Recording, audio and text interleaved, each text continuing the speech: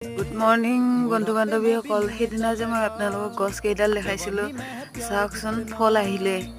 এয়া নতুনকৈ লগা তিয়হ, চাওকচোন খাবলৈ বিৰাট ভাল হ'ব, ফ্ৰেছ ফ্ৰেছ ঘৰৰে। চাওকচোন সৰু সৰু, বাকীবোৰতো ফুল আহিছে, হ'বই আৰু প্ৰায়। এইডালত প্ৰথমতে লাগিছে। এয়া চাওকচোন, এয়া সৰু সৰু ফুল বহুত আছে কিন্তু।